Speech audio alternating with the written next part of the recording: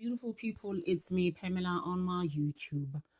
Cho, no, what's the T? Siyahlaziya. Guys, asike unpacking indaba kaKelly in some podcast that she went to again, because if she's not going live for herself, akhuluma udodi wakhe lapho, you know. So she goes here to this podcast again. She's just like at that podcast, please, cela abantu bangiyekele indaba kaSenzo Meyiwa, I'm actually tired. I'm like, thina-ke sesasikakakhathala, you know, we will continue seeking justice for Senzo Meyiwa. And my thing is that she goes to these podcasts to tell different stories.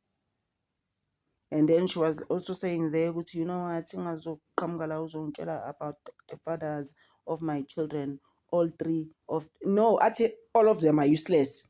Just the one is not useless. If he was alive, and also he cannot answer for himself. But the other two are useless, because you can't tell me they don't do anything. They come up to stories to come and see their children. They don't come, those people, to see their children. They don't help me with money. And Nakona, you can actually send money without being there. They don't support me, those people. They don't know their children at all. So the two fathers, which means Ubaba Christian, the first child, and then Ubaba wa number 3. They're not in the children's lives, but they are here in Johannesburg with her. Athi uSenzo Meyiwa won't be able to answer for himself because he is not alive, and had he lived, he would have supported and he would have been a good father, because he was actually a hands-on father when their child was born. I'm just like, but you're not giving us the picture. Because if he was a hands-on father and he was so good, I need you would be seeking justice for him, like how we're doing things. Genuinely so. Some of us, unlike you know. It's very strange though that she would say that, because you, at the same time, you don't want to tell us what happened to him. Why can't you just tell us the truth? Because you are the one that's actually invited him to your house, at Makomalo's house. So guys, uyazibuza every time ukuthi loyalty kaKelly, where does it lie? It confuses us. You come across as a person who did love Senzo, but you can't help us seek justice for him. Umelapana now Pretoria Court, like some of us, and help out for him to get justice. You don't want to do that. No, Kelly was contradicted, guys. And another one is that whole thing, she doesn't want the Meyiwas to see the child. Usfiso Meyiwa has actually told us quite a few times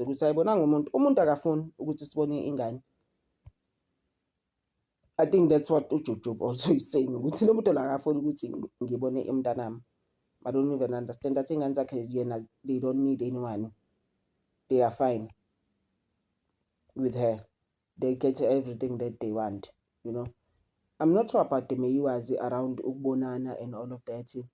I feel like something must be done around that. Because Inga needs a preteen. Utingo, what a beautiful name.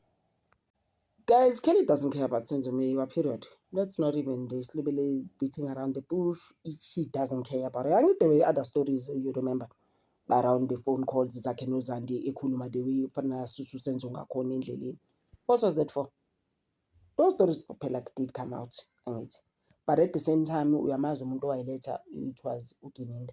So we wouldn't know for sure until today. Gwalo umuntu vele has lied to South Africans and is still roaming around the streets lying, you know. And ayikho into asenziwe yona for amangakhe ngoba fana ngaba lo umuntu kade aboshwe, to be honest with you. It is going to be 11 years on the 26th, and then on the 28th it's my birthday. On the 26th it's 11 years since Senzo Meyiwa passed on. Ayikho into asenziwe that's proper, where you feel you know what, we actually do have a direction. The perpetrators or the perpetrator will be caught. The proper one, not those 5 people who didn't delete Senzo.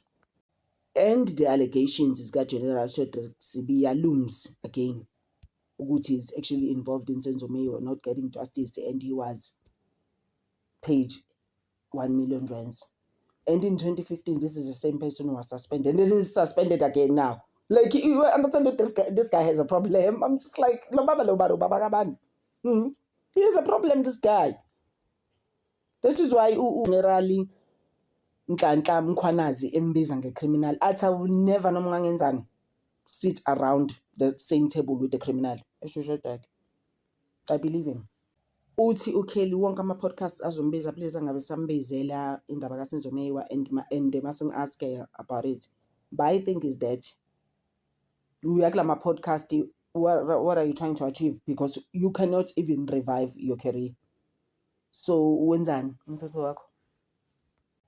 Actually, I've moved on. People must just leave me alone. I've healed. I'm just like, guys, how do you heal? When you haven't told us what happened to Senzo Meyiwa between you and Nolongo, who actually shot him. Hey, well, guys, because there's always stories of what you could have shot him. You understand? And guys, ngakhulumela ngathi mistake. Abantu bathi no on the comments. What mistake? It's not a mistake. No, it's not. Athi enena she has actually lost a few family members over the years. Why it's not slow simple indaba kaSenzo Meyiwa? How insensitive, guys, is that stuff? And selfish. You know? Senzo is not the only person she has lost. And in my podcasting, when they call it why the focus is always on Senzo, especially when they start to ask her questions in Jerry, they're asking about Senzo Meyiwa, like why? And we are busy sensationalizing this. Why? What is our problem? I was just like, you know what? I even wrote down here, I'm actually exhausted. I was like, you were in that house and you are the one that actually invited him at your house. It's Makomaloza. So to this day who actually deleted Senzo. And on top of that, Senzo Meyiwa, there's certain places where you must cry. You can't just humble cry. Really, bro? Who even says that? No, mama, guys, you must always remember Jongoba Kuzoba Unyaga was 11. She lost a child. That was actually a breadwinner. To a point where Senzo even had another video. She sells chickens. And lama chicken ayadla. Yeah, athi kwesinye isikhathi akanakudla kwama chicken. So that she can sell the chickens. Go right, Marcus. When your child was here to work. Not necessarily for you as a parent, because I actually don't believe good children must work for us. But I guess this generation, we work for ourselves.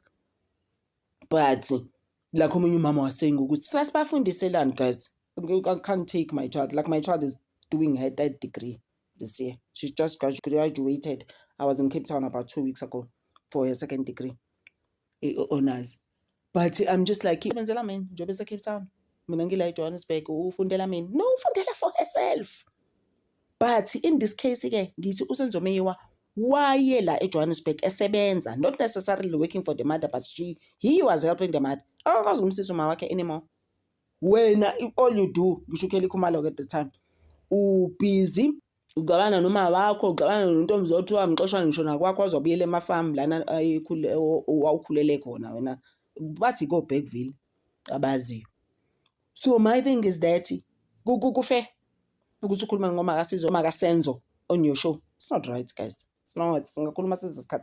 That's just wrong in so many ways, in so many levels, in fact. The audacity nje, guys, mawuthi why nje into kaSenzo siyibeke like up there. Like honestly, guys, on the comments, amanye comments, le podcast bamudonseke, you know they will drag it to filth ke. But wena, how can you move on and heal? You have healed. You can't be serious. Imagine, guys. And guys, you know, I've always said, if she's not the one who pulled the trigger, then she must tell us who did. Because my thing is that, and someone was saying on that podcast, on the comments,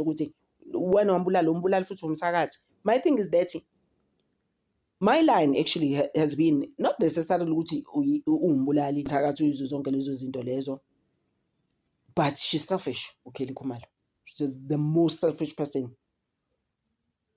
I know, actually, at this point. She's the most selfish human being. Everything is about her. Me, me, me, me, me. Why? Can't you just tell us what happened if you're not selfish? Why was jail? Who's going to land? And I've always said, like I said, which my line is, when wambiza kina ngithi, so when wambulalisa, not necessarily ukuthi ungaze ubombulala, but when wambulalisa umntana bani, why? Why would you do that? Hey, and umzansi nje just want to know ukuthi ene ubani wambulala phela between the 6 of you. We go on because you are busy protecting the other 5. Awufuni ukuthi uthi ilo yebo kwenzakala kithi but ilo. And then at the same time the 5 people laba abase prison who didn't analyze Senzo, and when you know the truth, when I kill you will never tell us the truth. You made a pact when alabantu bakho about 5 and then in you don't want to tell us what happened. But is it fair? Like I've always said, that's actually my line as well. I've always repeated it. So many families, and so many families that you've had to lie about. But it's families, 5. Repeat that 5 families about some of them were breadwinners. Undance, for example, why is mayini namjika namenza izinto zenu lezenifunayo for yourselves. It's not fair, guys. Thank you so much, guys, for always supporting this channel. Ne comment guys, fanele sibasize kameyo. Nalapha emadlanga fanele ihlangana indaba yabo. Ngeke sikhathele amanga. Lo baba lo ushede fanele sitshele kahle ukuthi wafike wathini lapha kameyo njengoba kuduma ukuthi yena wafika lapha nawathi abantu abacime baclean. And he walks around Gauteng streets yena. Namanga akhe ihlangene nogini. Akukho guys right. Sasakhathala ukushuka khothi izinto. Akusekho nje right. This thing of sugarcoating things, protecting people, sibabona ukuthi abekho right when they could have just helped them. He was get justice. It's not right. Like someone was saying, and actually it's the truth. It's been said so many times. Then in South Africa to get justice, if so the poor can't get justice. Hi guys. In many cases you've seen. Like say, oh, another case. Angifuna nokhuluma ngale case labantwana base eNewcastle, the friends that met ubuhle nobani ubuhle shot the friend. Ikhona ne-CCTV. Wayese offer ifamily 750,000. Namanje aka icase akho seqale phansi. Cause uphethe imali. Unamathenda ubuhle. Wambulala umngani the way business partners at some stage. Yala case ibhlungu ngapi. It just shows le anto ukuthi mawuphethe imali you can walk free. It's not fair. It's not right.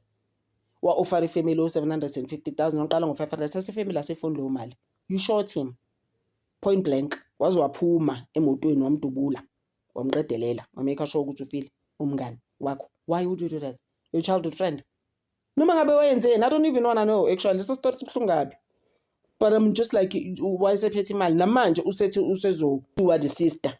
Ngoba ukhuluma ngaye ku social media in they even tried to offer the wife imali widow ukuthi sisi nansi imali 750 ukuthi we will plead guilty and say vele sakwenza so that sizothela a lesser sentence. Guys, akukho right.